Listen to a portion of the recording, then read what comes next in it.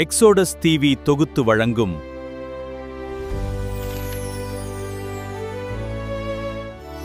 அருளுரை துளிகள். அன்பான சகோதர சகோதரிகளே, இயேசு கிறிஸ்துவின் இனிய நாமத்தில் எக்ஸோடஸ் டிவியின் அருளுரை துளிகள் நிகழ்ச்சிக்கு உங்களை அன்புடன் வரவேற்கிறோம். இந்த நிகழ்ச்சி உங்களுக்கு ஆசீர்வாதமாக இருந்தால் எங்கள் சேனலை சப்ஸ்கிரைப் செய்து லைக் மற்றும் ஷேர் செய்து மற்றவர்களும் தேவனுடைய வார்த்தையால் ஆசீர்வாதம் பெற உதவுங்கள். தேவனுடைய பரிசுத்த நாமம் மையப்படுவதாக. ஆசீர்வதிக்கப்பட்டதான இந்த நல்ல காலை வேளையிலே அருளுரை துளிகளின் மூலமாக உங்களை சந்திப்பதிலே நான் மிக்க மகிழ்ச்சி உள்ளவனாக இருக்கிறேன். இன்றைக்கும் வேதத்திலிருந்து சில காரியங்களை கற்றுக்கொள்ள தேவன் நமக்கு உதவி செய்வாராக. பிரியமானவர்களே, இந்த உலகத்திலே எத்தனையோ விதமான வேலைகள் இருக்கிறது. ஒவ்வொரு வேலைகளுக்கும் சம்பளம் உண்டு. சம்பளம் இல்லாத வேலை இந்த உலகத்தில் எதுவுமே கிடையாது. அப்படிப்பட்ட இந்த உலகத்தில் கொத்தனார் வேலை இருக்கிறது, சித்தாள் வேலை இருக்கிறது, கூலி வேலை இருக்கிறது, கம்பெனிகளிலே வேலை இருக்கிறது, அரசாங்கத்திலே வேலை இருக்கிறது. எல்லா வேலைகளுக்குமே சம்பளம் உண்டு. ஆனால் பரிசுத்த வேதம் சொல்லுகிறது, ரோமருக்கு எழுதின நிருபம் 6ஆம் அதிகாரம் 23ஆம் வசனம் சொல்லுகிறது, ரோமர் 6:23, பாவத்தின் சம்பளம் மரணம், தேவனுடைய கிருபை வரமோ நம்முடைய கர்த்தராகிய இயேசு கிறிஸ்துவினால் உண்டான நித்திய ஜீவன். பாவம் செய்கிறவர்களுக்கு இந்த உலகத்தில் தண்டனை உண்டு என்று சொல்லப்பட்டிருக்கிறது. அதற்கு வேதம் சொல்லக்கூடிய வார்த்தை என்னவென்றால், பாவத்தின் சம்பளம் மரணம் என்று சொல்லப்பட்டிருக்கிறது. அப்படியானால் இந்த மரணம் என்று சொல்வது என்ன அப்படி என்றால், இதைத்தான் நரகம் என்று பரிசுத்த வேதம் சொல்லுகிறது. ஒருவன் பாவம் செய்வானானால் அந்த பாவத்திற்கு கூலி உண்டு. அந்த கூலி என்னவென்றால் நரக தண்டனை. அதை பரிசுத்த வேதம் தெளிவாக சொல்லுகிறது. பிரியமானவர்களே, இந்த உலகத்தில் நாம் எந்த சம்பளத்தை பெறக்கூடியவர்களாக வாழுகிறோம் என்பதை நாம் சிந்தித்து பார்க்க வேண்டும். பரிசுத்த வேதம் பாவத்திற்கு சம்பளம் உண்டு என்று சொல்லப்பட்டிருக்கிறது. நம்முடைய பாவங்களை நம்முடைய ஆண்டவராக இயேசு கிறிஸ்துவானவர் சிலுவையிலே என்ன செய்திருக்கிறார்? மன்னித்திருக்கிறார். அவர் பட்ட பாடுகளின் மூலமாக, அவர் சிந்தனை வெளியேறப்பட்ட இரத்தத்தின் மூலமாக நம்முடைய பாவங்கள் மன்னிக்கப்பட்டு நாம் நீதிமானாக மாற்றப்பட்டிருக்கிறோம். தேவனுடைய பிள்ளைகளாக இந்த உலகத்தில் இப்பொழுது நாம் வாழ்ந்து கொண்டிருக்கிறோம். இனி அந்த பாவத்தின் சம்பளமாகிய மரணத்தை நாம் சந்திப்பது கிடையாது. அந்த நரக தண்டனையை நாம் அனுபவிப்பதும் கிடையாது. எல்லா காலங்களிலும் தேவனோடு கூட சந்தோஷமாய் வாழக்கூடியவர்களாக தேவன் நம்மை மாற்றி வைத்திருக்கிறார். நரகத்துக்கு சொந்தக்காரர்கள் தான், அந்த மரணத்துக்கு சொந்தக்காரர்களாக இருந்தோம் ஒரு காலத்தில். ஆனால் இப்பொழுதோ தேவன் நம்மை பரலோக ராஜ்யத்திலே அவரோடு கூட வாழ வைப்பதற்காக நம்மை இந்த உலகத்தின் பாவத்திலிருந்து பிரித்தெடுத்து விட்டார். நம்மை முன்குறித்து தெரிந்து கொண்டார். ஆகவே இப்பொழுது நாம் பாக்கியசாலிகளாக இருக்கிறோம்.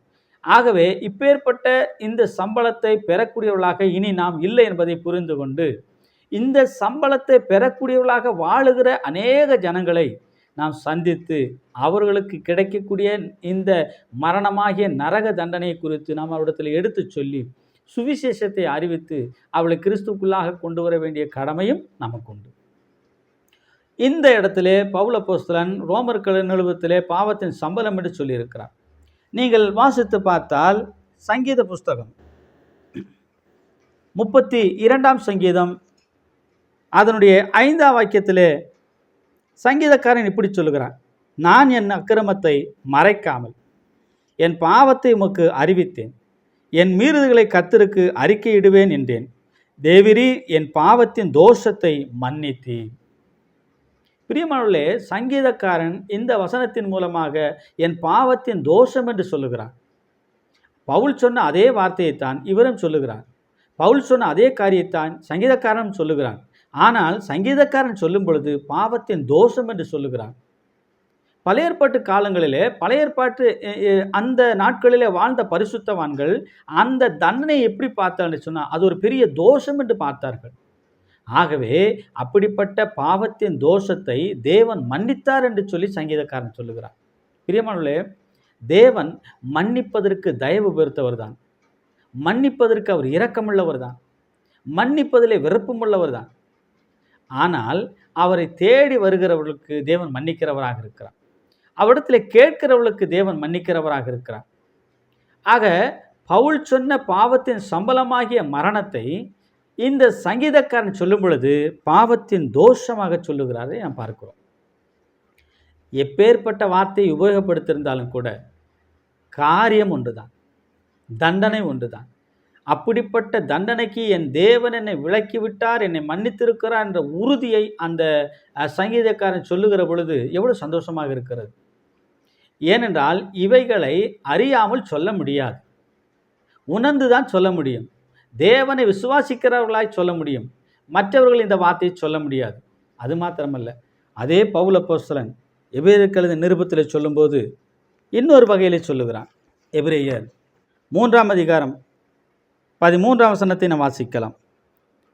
3:13 உங்களில் ஒருவனாகிலும் பாவத்தின் வஞ்சனையினாலே கடினப்பட்டு போகாதபடிக்கு இன்று எண்ணப்படும் அளவும் நாடோறும் ஒருவருக்கொருவர் புத்தி சொல்லுங்கள்.